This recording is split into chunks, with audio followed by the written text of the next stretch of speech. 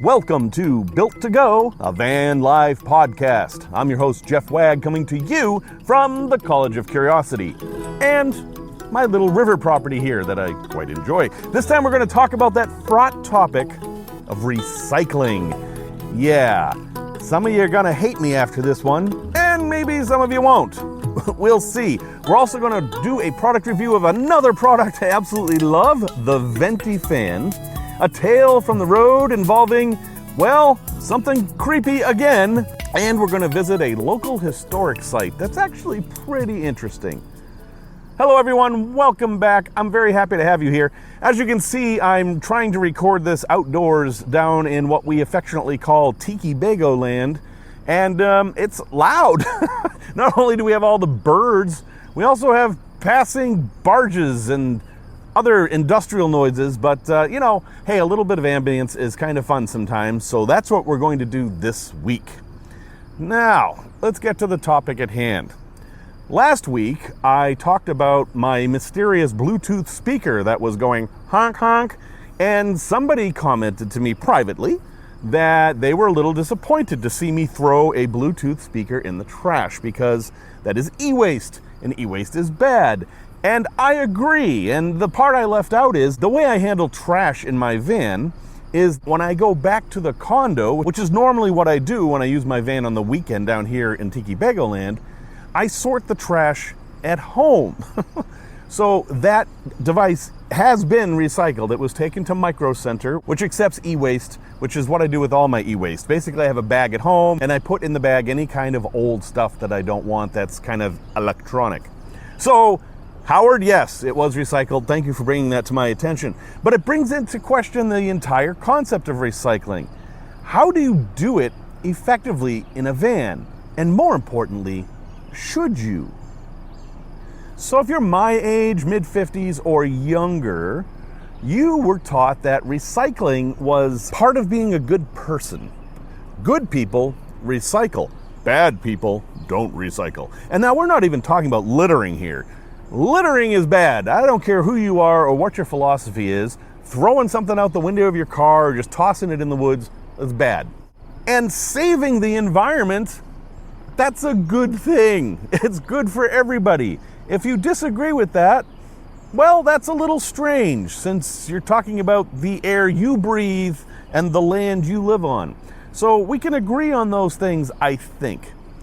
But with recycling, things get fairly tricky. So what we've been told is that you buy your bottle of soda and you drink your bottle of soda, and then you take the bottle and you carefully put it in the recycling, and then magically that bottle becomes another bottle or a park bench or something else useful. That's how we're told recycling works. But if you do any research into it, especially with plastics, you learn that that isn't the case at all. Now, I used to live in Vermont, which has some of the strictest recycling laws in the country, and did back when I lived there 20 years ago. And when I went to the recycling center with all my separated recyclings, I asked, what do you make with all this recycling stuff?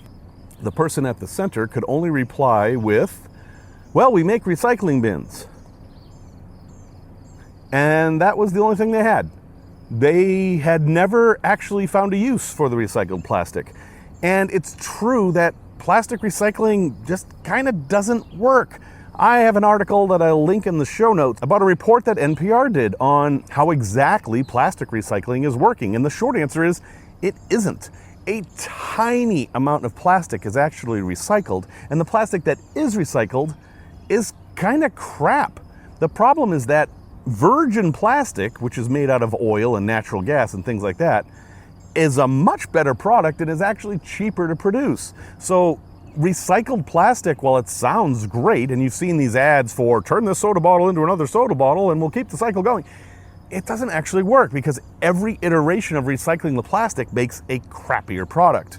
And so what's happening is that people are recycling, like here in Illinois, or at least in Chicago, we have single stream recycling. We separate our trash from our cardboard, our glass, our plastic, our cans.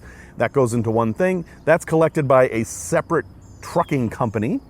And then it goes to a facility where it is sorted somehow and then sold. And for years and years, a lot of this plastic waste was heading over to Asia, where it would literally just sit.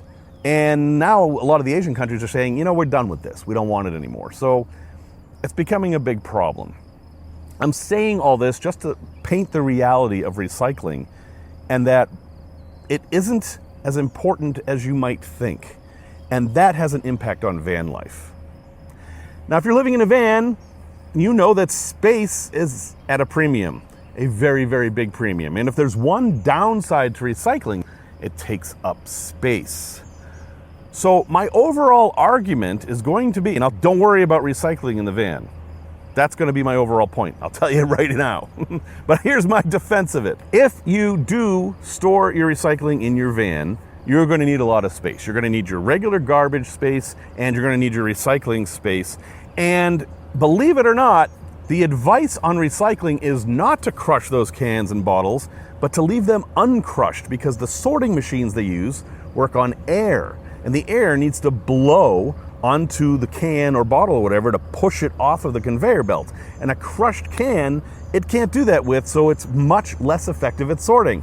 Also, if you live in one of those deposit states or you're just visiting one, they only accept uncrushed cans and bottles. So that 12-pack of soda that you bought is going to take up that same amount of space even when it's empty. You can see the problem, especially if you're boondocking, you're spending a couple of weeks on BLM land. This waste is going to pile up.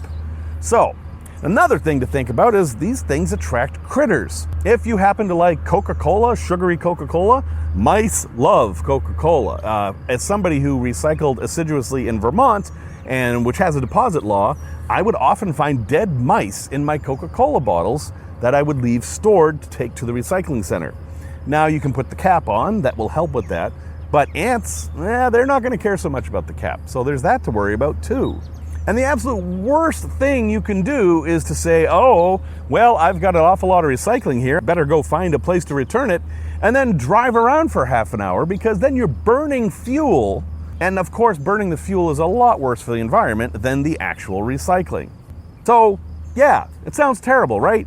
We should just treat all of our recycling just as trash. And well, no. That's not exactly what I'm saying. I'm saying that if you choose to do that, it's not the end of the world, but I do like my approach of that. I have one thing of trash, and then I sort it as I throw it away. For example, if I go to a rest area, not all rest areas, but some rest areas have sorting things, or here's your plastics, here's your cans, here's your trash. I will just pick through my small bag of trash, because that's the secret to trash, small bags, and just put them in, and then I'll throw the rest away. Easy peasy, it's not a big deal. And if I miss a can or a bottle, I'm not going to lose sleep on it because a single person's impact is very, very, very small. And there's another truth to this that people really don't like, but it happens to be true. It's that landfills aren't the worst thing in the world. Now we're speaking about the US here. We have lots and lots of space here. And putting things in landfills sounds very wasteful. You're basically filling up a valley with garbage and then covering it up. And then you can have some water problems and methane problems. Yes, I understand all that. But the alternatives are actually worse. Recycling paper causes all kinds of dioxin waste and is terrible for the environment. Recycling plastic doesn't work. And then we get to the things that actually do work. Recycling aluminum absolutely is a good thing because aluminum comes from bauxite, which are basically rocks, and they use a lot of electricity to heat that up to get the aluminum out. If you start with just aluminum, recycling that makes complete sense. So aluminum, yeah, okay, that one absolutely makes sense. Bottles, yeah, you can recycle bottles and save a bit of energy, but bottles are made out of sand. Again, it's a fairly cheap thing, and bottles are inert. If they're in a landfill, sure, they're going to take up space, but they're not going to interact with anything and produce anything bad. So don't worry about those either. Now, what I do varies depending on where I am. If I'm here, where we have no trash pickup, I will put everything in a bag and take it back to Chicago, where we do have trash pickup, except for burnable items like papers and cardboards and things like that. Those I will burn here because we often have a campfire here. There's no problem with that. If you're going to have a campfire anyway, go ahead and burn your cardboard and stuff. It takes up a lot of space and its recycling potential is really quite low. But there's a whole thing we haven't talked about yet that's actually super important, and I think a lot of the minimalist van life people get this intuitively, and that is the reduce and reuse part of this equation. Don't buy soda in bottles. Try to avoid that. Do stuff differently. One little trick I do whenever I go grocery shopping and I'm out in my van is I will strip the food at the supermarket where they often have trash and recycling services. For example, let's say I buy some frozen food, which is something I do fairly often. I will take the frozen food out of the cardboard package, and with a Sharpie, I'll write on the food how long it takes to cook in the microwave, if I happen to be doing that, and then I will throw the cardboard in the recycling at the supermarket. Or if I have something that's packaged in plastic, I'll take the plastic off and throw it away at the supermarket. No, this doesn't solve the overall problem that recycling doesn't work, but it solves my problem of having this stuff in the van and me not knowing what to do with it. Now, there's a little tricky thing if you live in a deposit state, because then you've got cans that have to be kept the same size and bottles, and we just talked about that.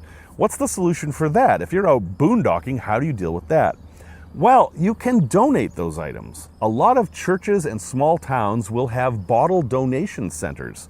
That's just an option you have. Instead of getting your 5 cents per can back, go ahead and make a donation to the Boy Scouts or Girl Scouts or the homeless shelter or whomever is collecting this stuff. And you can get it out of your van and save yourself some space, which is super, super important. So my bottom line of all this, as I said, is don't sweat recycling that much. You're not making that much of an impact by making Herculean efforts to try to get everything where it's supposed to go. Because when it gets there, it's probably just going to end up in a landfill anyway. And burning fuel to get it there is worse than actually not getting it there. And landfills really aren't that bad. Comments are below. I'm happy to talk to you about any of this. But before you comment, please listen to the NPR article so you at least know where I'm coming from.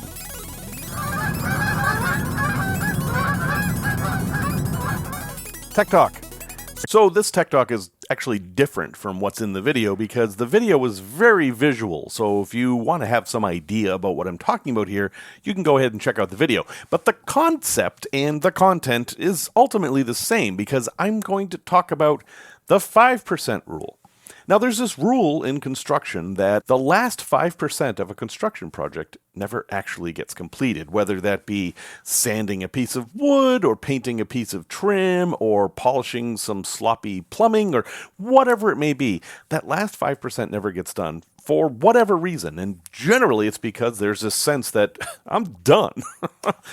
Well, the same thing applies to vans.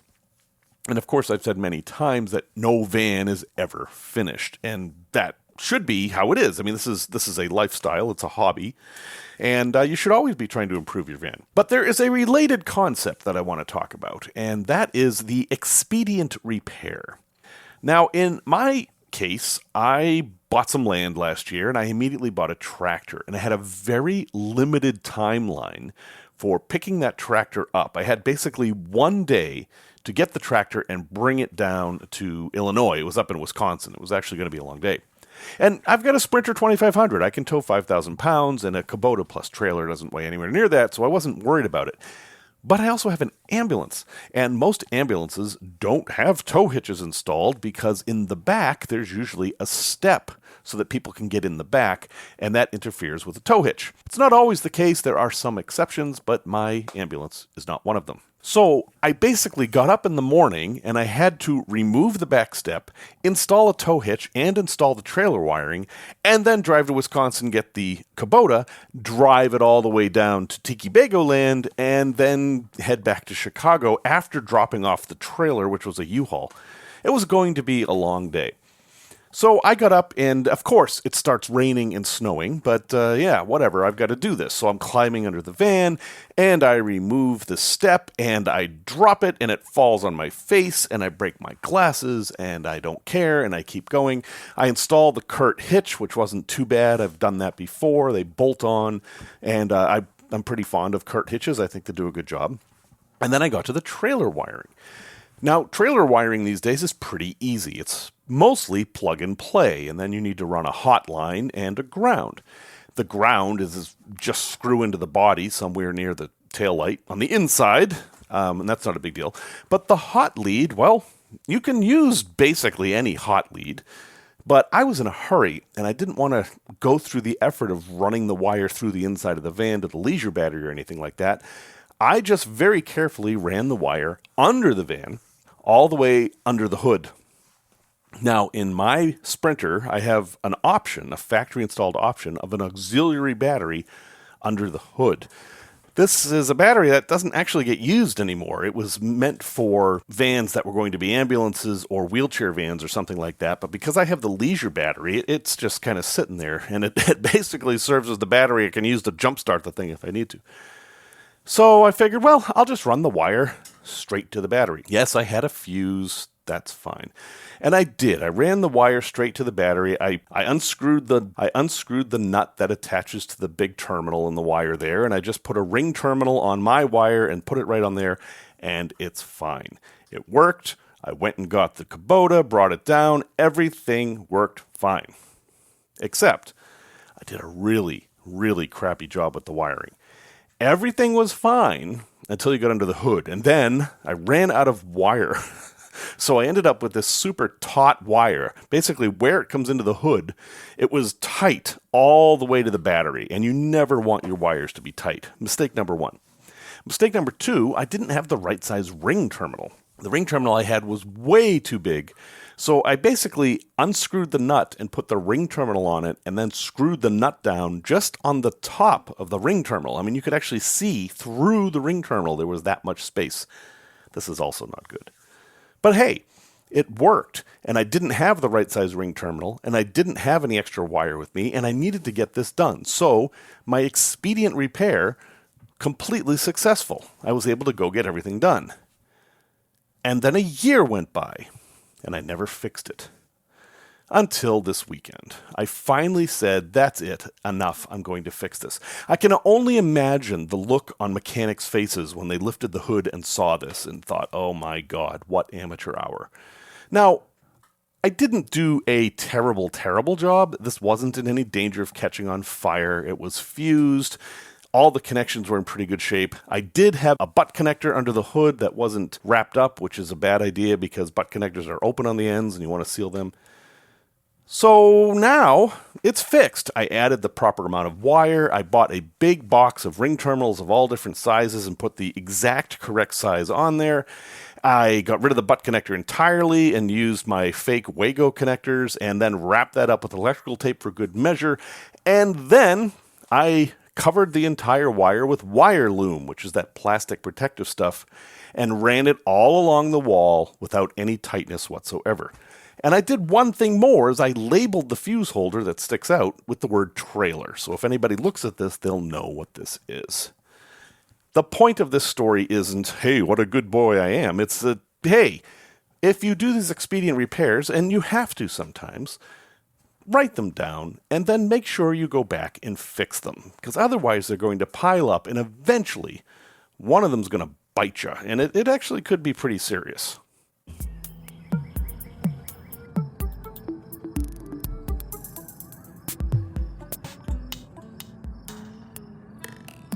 Tales from the road. Okay, we have a spooky one here. Way back in the mid-late 2000s, I was investigating a haunting. That's right, I was at the Menger Hotel in San Antonio, Texas, right across the street from the Alamo, which does not have a basement, bicycles or not. But surprisingly, the Alamo is actually downtown San Antonio. It's not out in the desert somewhere. It was at one time. And, well, the whole Alamo story is mostly fiction, in my opinion. And there's a book called Forget the Alamo that if you want to learn more about the Alamo, you can read that. But this isn't a ghost story about the Alamo. This is a ghost story about the Menger Hotel. Now, this is an old hotel. It was a main hotel for San Antonio for well over 100 years. It was right next to the slave auction, which, of course, you have to look for a tiny little plaque to learn about.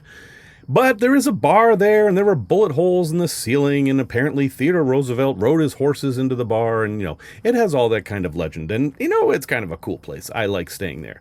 So In order to do an official ghost hunt, a colleague and I rented out the King Suite for a couple of days. Now, the King Suite isn't named because it's big and there was a king there. Well, there was a king there. There was a gentleman there by the name of Richard King, a.k.a. Dick King, a.k.a. the man who owned the largest ranch in Texas. In fact, if you buy a Ford truck now that is a King Ranch edition, it's that Dick King. The reason they named the suite after him is because not only did he stay there, he died there. And, well, according to some folks, he's still staying there. Okay, yeah, whatever.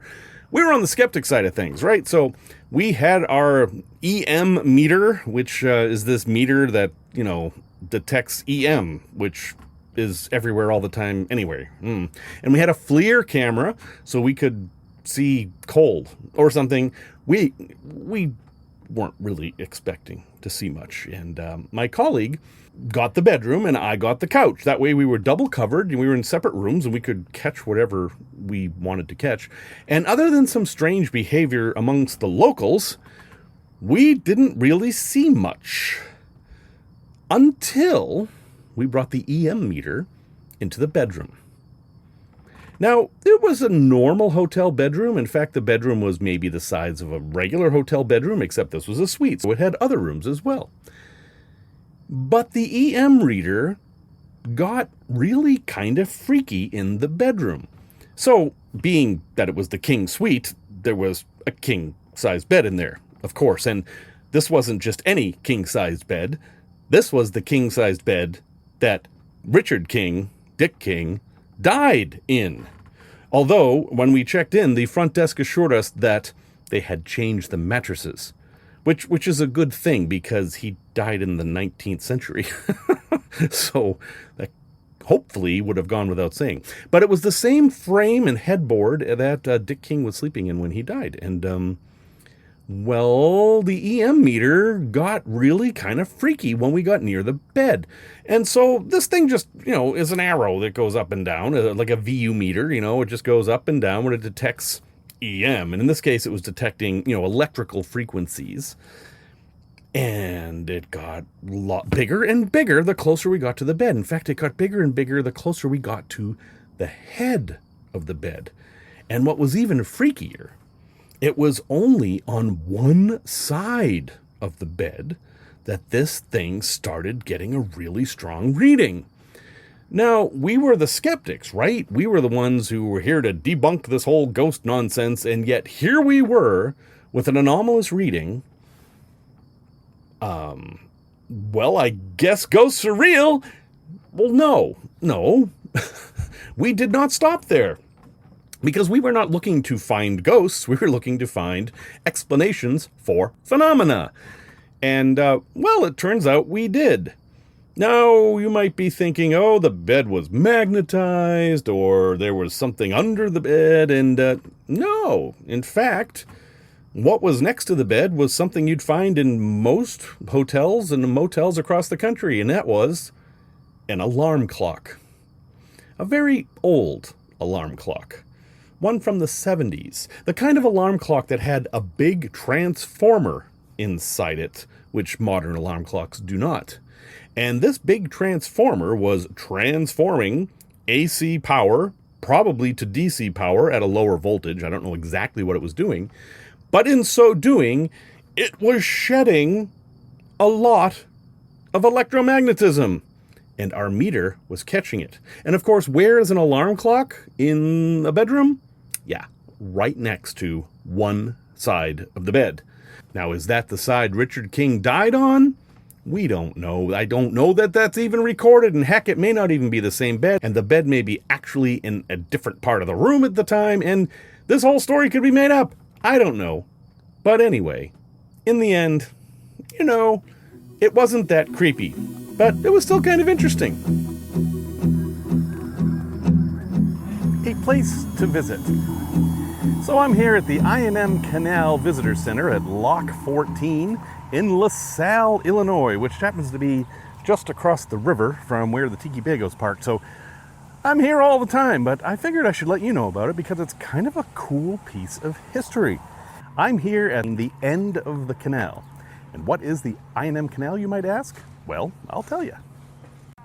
So I&M stands for Illinois and Michigan because while the canal didn't make it all the way to Michigan, it did make it to Lake Michigan, which would then connect you with Michigan. So you could get goods from the Mississippi River to Michigan on this canal. Did you know that Chicago used to get most of its stuff transported like this? That's right, it came by canal. Not train, not anything else. They had a canal that led eventually to the Mississippi River, and it connected Chicago to the Mississippi River, which of course was the nation's water highway. And this canal was hand dug all the way from LaSalle to Chicago, about 100 miles away. A little bit of work. And it lasted for maybe 75 years. And then they basically fixed the Illinois River so that it was navigable, and that was the end of that. But you can still experience it today. If you'd like, you can buy tickets and get on the Volunteer, which is a recreation towboat. And what tows it, you might ask? Well, not those things that were towing the barges in the river earlier. No, it's towed by a mule named Mo. That's right, Mo just walks up the path here and drags the boat behind him. And it's interesting because the rope isn't taut. The rope just stays slack, and Mo takes his leisurely time going up the path, and he can tow this boat with up to 70 people on it with no problem at all. And what keeps it from smashing into the bank? Well, if you can see there's actually a big rudder. And well, we never said it was efficient, but it is a way to get a lot of stuff up the canal and all the way to Chicago. Now, one of the things people like to do here is ride bikes. And of course, if you've got a towboat or a boat that needs to be towed, you also have a towpath. But if you're traveling and didn't bring your bike, that's okay, because here at the visitor center, they have rental bikes, and you can rent a bike and take it up as far as you'd like to go. The visitor center itself is actually pretty cool. They have good lunch and a very interesting gift shop, and maps and interpretive stuff all about the site. So this is not the big destinations of the Midwest or anything like that, but it's a fun little place to visit. It's kind of nice and quiet, and it's a little bit of history that you might not have been aware of. And heck, you get to feed Mo some carrots if you bring some.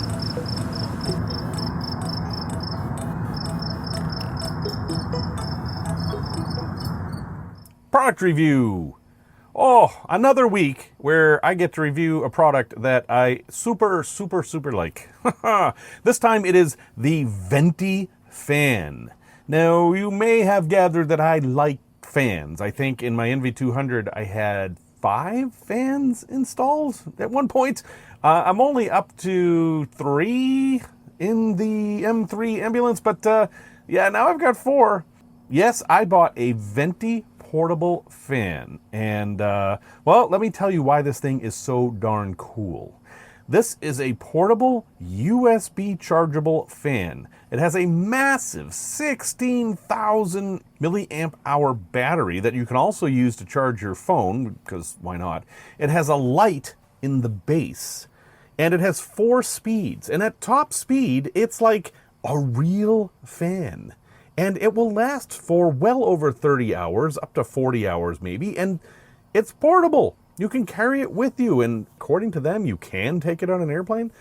Generally, large lithium batteries like that, you have to carry on, and I'm not so sure about that. But at any rate, this thing is like everything you ever wanted in a fan. You can set it on the desk, and it's just a fan, or you can set it on the floor, and it telescopes up 3 feet. It's kind of magic. And then let's say there's 2 people and they both want the fan, and the fan is only going to blow in one direction, but oh no, you can turn on the oscillator. This is an oscillating fan. The entire thing rotates, not just the head, the entire thing. And it even has a night light. Now, what I really love about this thing is that it folds down into this little carrying case, and you can toss it in your suitcase or in your van or whatever. And, you know, on those nights when it's been kind of cloudy all day and your solar power isn't really keeping up, as long as this thing's charged, you've still got a fan all night, and that's really important to me. It even has a remote control that pops out of the base. So I've been using this thing all day now, and I love it. It followed me around as I was working on the van. I had it sitting next to me when I had my lunch, and you can have it on quiet or you can have it on full blast, which is still pretty quiet, but it does have significant airflow. So yeah, I'm a fan. No, I'm really a fan of this Venty thing. And no, this isn't sponsored in any way. I know they're doing sponsorships. They didn't give me one. I saw this and bought it with my own money.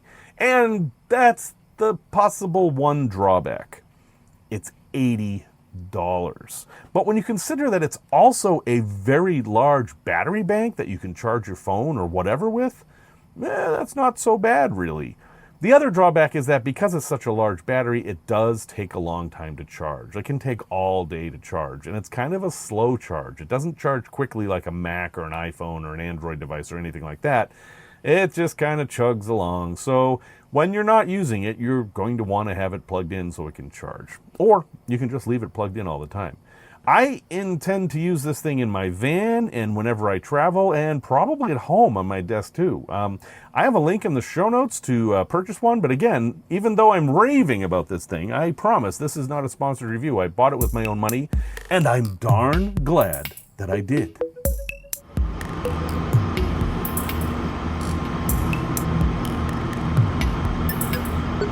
Well, folks, thank you very much for listening to episode 167.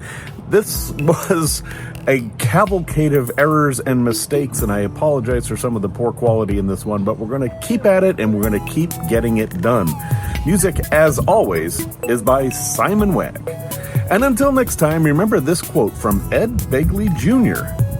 You're not really recycling if you're not buying recycled products.